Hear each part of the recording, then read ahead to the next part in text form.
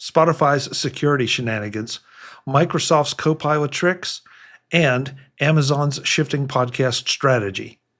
This is MacVoices. MacVoices is supported by Take Control Books, one of the very best sources of clear, concise information on not only Apple's various operating systems, but also key Apple and third-party utilities and more. Visit TakeControlBooks.com and start your library today. I'm going to move us on because we're debating the past, which is fun, but there's more stuff happening here. So I've got two articles I want to paste in here about the current Spotify situation, where they have had some serious problems with exposing listeners' data. And I don't know what to say about it other than it looks like they did it. And, that's just sort of the way it is. I will say that I will never vote for our current vice president simply because he has Justin Bieber in his playlist. Dear God. That's the reason. Okay. Yeah. That's a good enough reason. If you have any questions, I don't know. I mean, would this is not good. There's no question about that. But would it bother you to have your listening, the things you listen to on Spotify or Apple Music or whatever, released to the public? No. Nope. If I can do it, yeah. But if I can release it, that's fine. If someone else is releasing it for me, that's not fine. Okay. I think this is, they'll use the Zuckerberg defense. Sorry, we made a mistake, and they'll apologize and they'll just move forward. Not being a Spotify user, I don't know how tricky or simple it is to shield your playlists, from sharing and public intrusion. And that's what the article says, is that, these guys may not have known, so I would just say, to me, that this is embarrassing, but it does raise, concerns about, Spotify, that their default option is to share everything instead of the default option should be, keep it private. I would think that, and haven't heard this mentioned, maybe podcasts could be more concerning than song choices. Oh, that's an interesting point. Yeah. Good point. Yeah. That's a really interesting point. Could you imagine J.D. Vance listening to Pod Save America? No, he's too busy listening to Bieber. So I'm going to use that as a segue. Jim, thank you very much. This article had a bit of debate in our Slack as to whether we should discuss it or not. And after some further consideration, I thought, it's probably worth mentioning. Amazon is shifting its podcast strategy and eliminating 100 jobs from Wondery. Now, if you're not familiar with Wondery, they're a podcast studio that produce some decent shows. There's no question. I think I have at least 3 or 4 in my feeds, and I know I've listened to several of their one-off series that they've produced. They do some business material. They do some tech-oriented material, but they are a podcast studio and a prolific one. Now Amazon is shifting away from this because they are audio only. All those shows that I'm talking about have been audio only. And so now it sounds like they're moving everything under Audible, which is strange because that's audio only as well. But it seems like if you buy this article and some of the others I've read, that they're shifting more toward a video presence in the podcast space. And I think the reason we were debating whether we should talk about it is that a lot of us here are podcast producers of one kind or another. But on the other hand, as a podcast listener, I don't want my Wondery shows to go away. And I want them to continue to put out the kind of quality content that they do. So I don't know how many people here, do you know, if you almost have to know if it's a Wondery product because they brand it pretty well. But then on the other hand, I thought, okay, Dave does a podcast and he does a video component to it. Eric and Marty do theirs and they do a video component. Marty, I'm assuming that there's a video component to all the other shows that you do. Yeah. Brian, I don't think you have delved into video just yet. Of course, obviously here we're doing a video show. It also seems to be a universal truth that the audio downloads always are light years ahead of the video.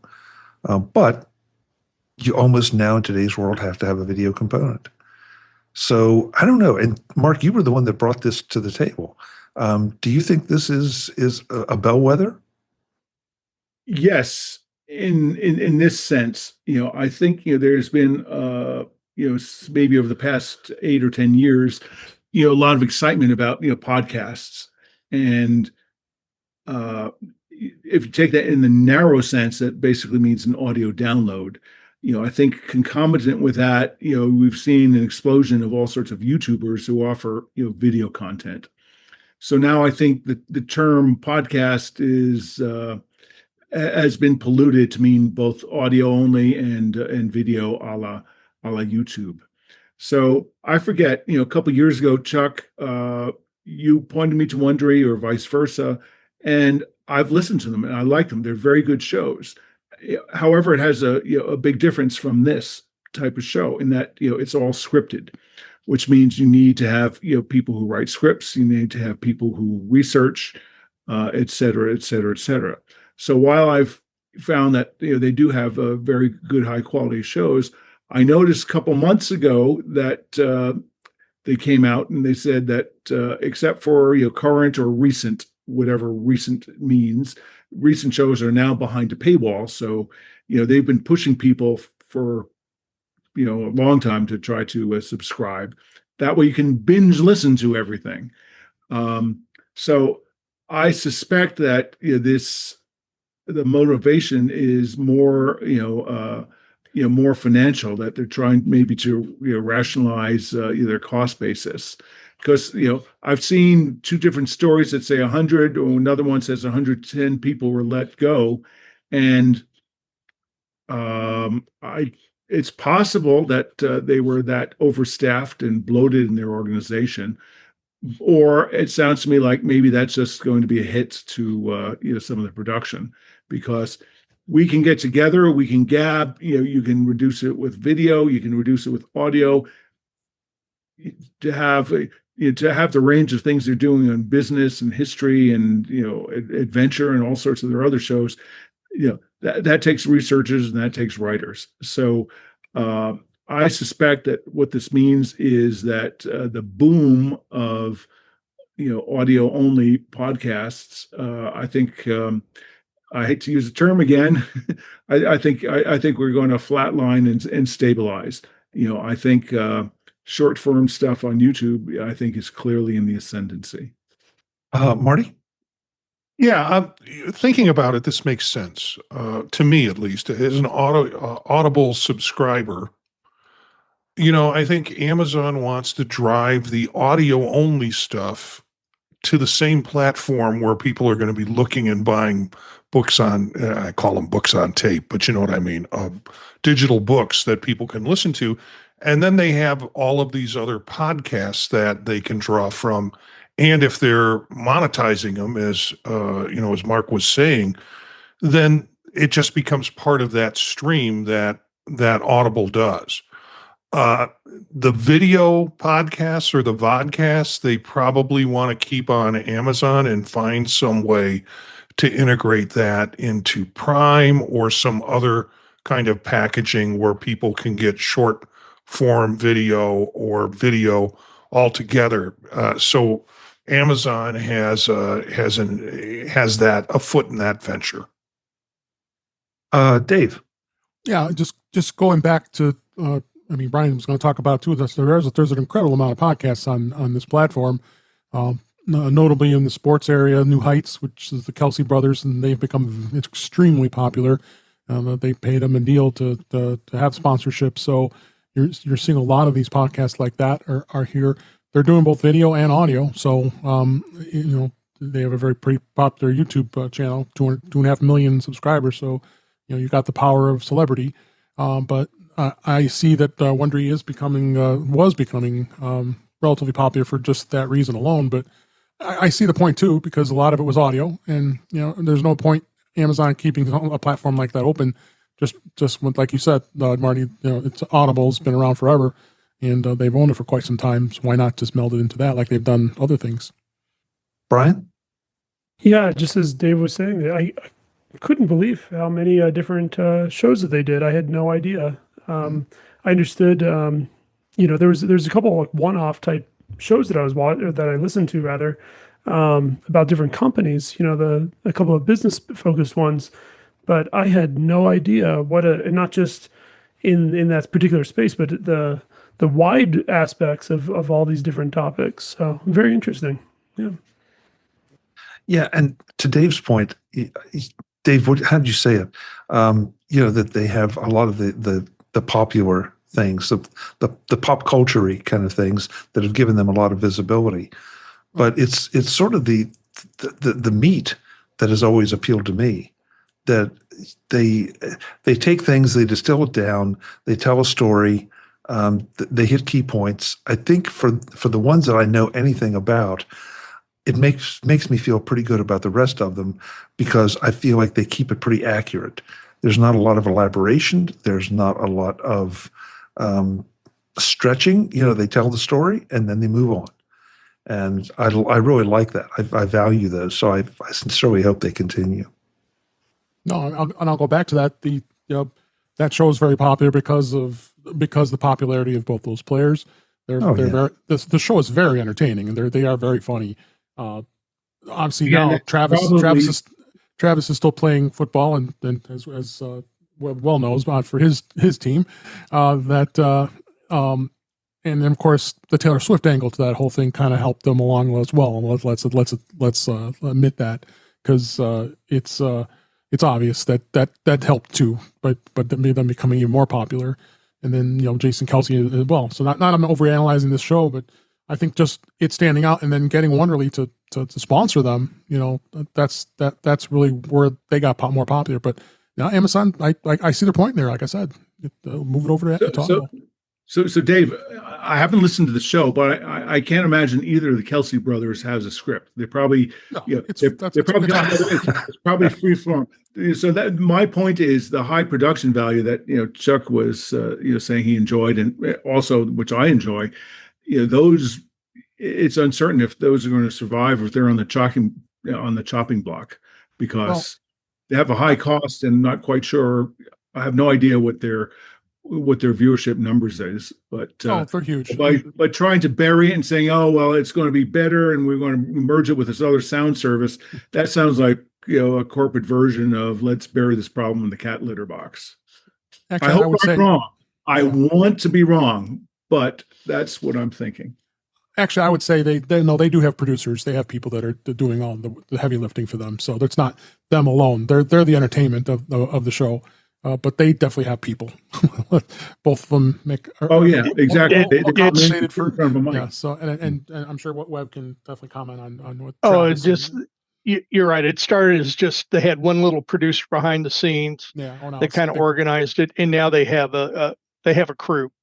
So, and more power to them. I mean, they hit a nerve. And what happened too is Jason's wife, Kylie Kelce, is got another very popular podcast as well that she's doing, and I think Wonderly's is sponsoring that as well. So I mean, she came on their show for the first time, never was intending to do that, and all of a sudden she's got a really popular show that she talks about different things, and Wondery grabbed that too. So yeah, watch it. It's going to be interesting to see. This is just one more evolution in this particular medium.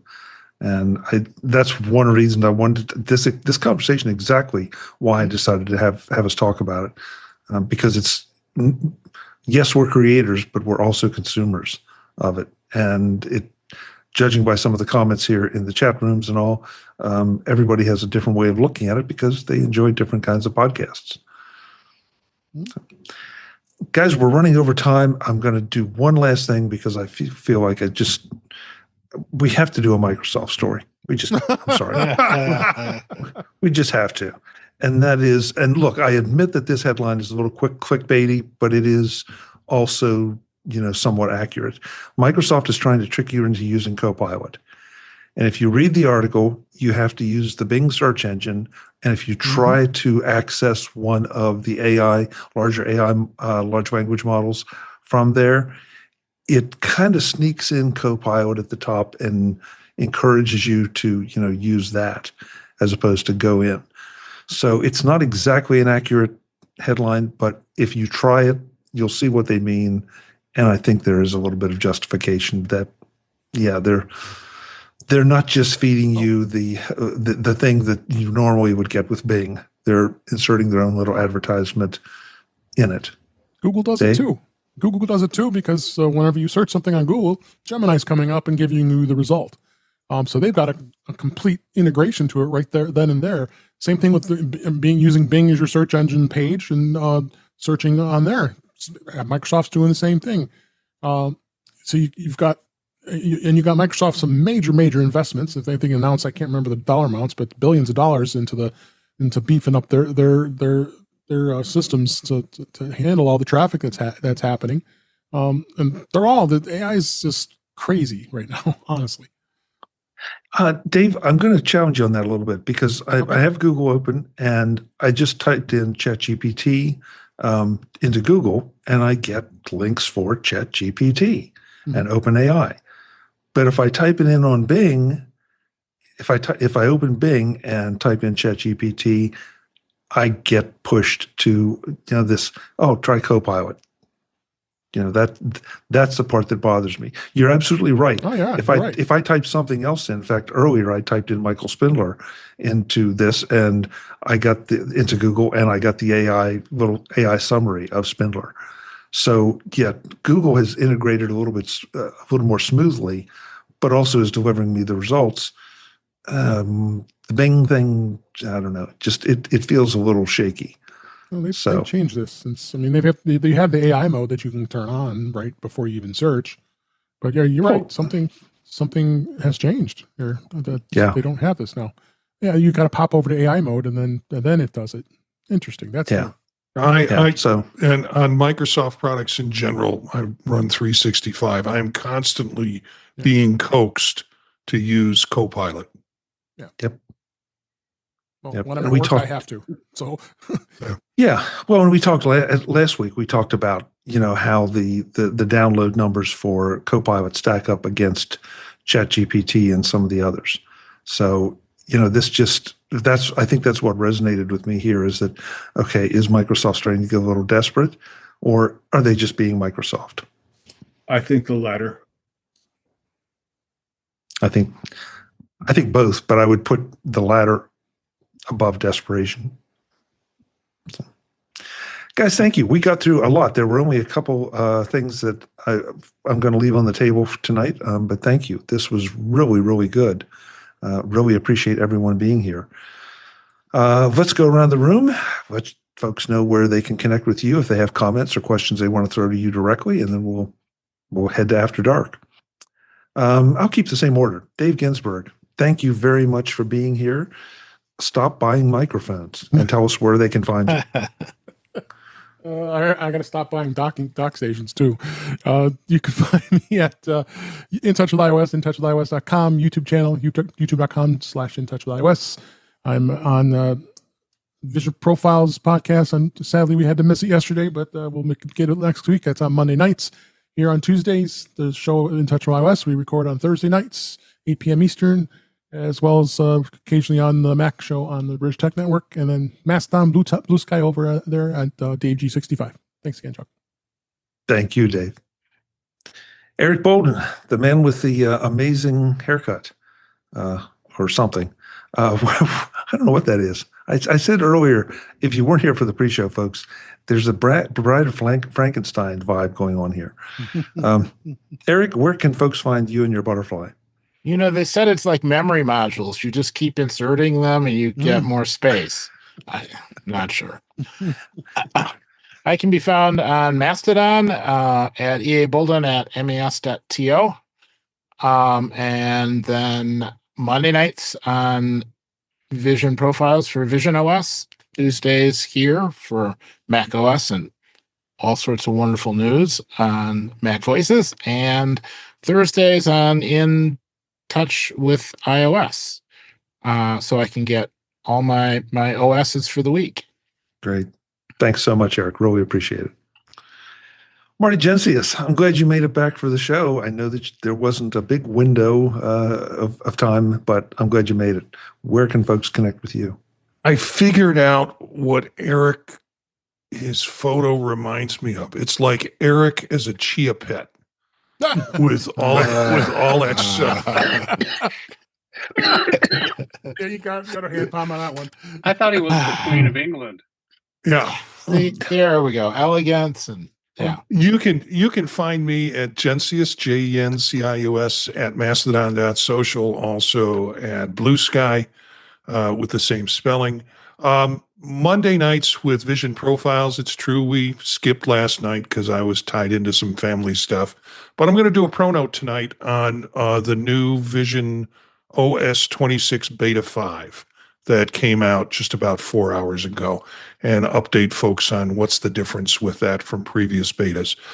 Here, Tuesday nights with you, Chuck, and Dave on Thursdays with In Touch with iOS. And, of course, like usually, MacVoices on Monday nights at 9 p.m. Eastern Time, streaming live on YouTube, or you can pick it up at other ways. Check out other things that I do at thepodtalk.net. Thanks. Great. Thank you, Marty. And if you are out on the roadways and you find someone being extra courteous to you by sticking a hand out the window and raising a one-finger salute, you'll know it's Marty.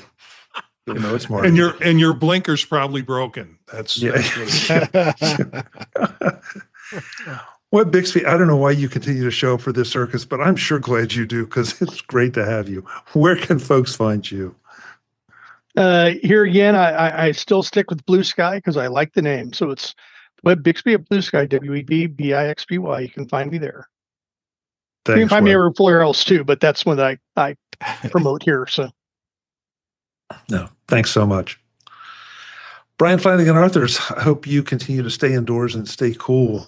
Where can folks find you?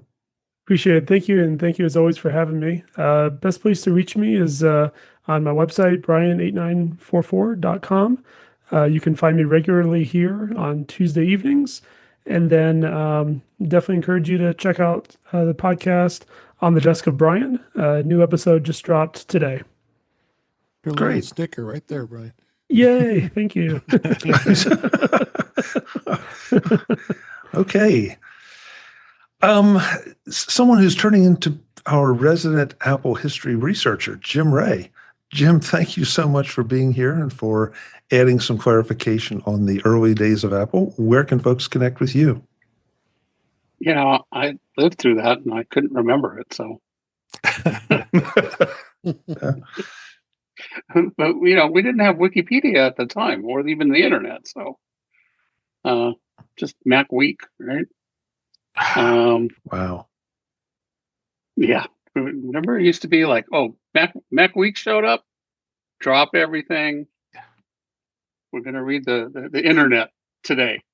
Yeah. So, now we actually have an internet, and I sometimes hang out on the Mastodon part of it at ProView Jim, ProVueJim, at techhub.social. Perfect, Jim. Thank you so much. Last but not least, his mic is working, or no, it's not working. He's going to have to work on that, but he's here. Mark Fuccio, thank you so much for being here and persevering and getting something that so you could join us. Where can folks find you? Oh, all the usual places on Zitter at Mark Fuccio, MarkFuccio, or at LinkedIn, via my name. Great. Thanks, Mark. Folks, this is MacVoices Live. We do this Tuesday nights at 8 p.m. Eastern. We'd love to have you join us in the chat room at youtube.com/MacVoicesTV. So mark your calendars because we will have this much fun again next week, along with some great information. As always, thanks for watching. Visit MacVoices.com for show notes and to connect with Chuck on social media. Get involved in our Facebook group or like our Facebook page, and get more out of your Apple tech with MacVoices Magazine, free on Flipboard and on the web. And if you find value in it all, consider supporting us through either our Patreon campaign at patreon.com/MacVoices or by making a one-time donation via the PayPal link on our front page and in the show notes of each episode. You will join these fine people who help bring you Mac Voices.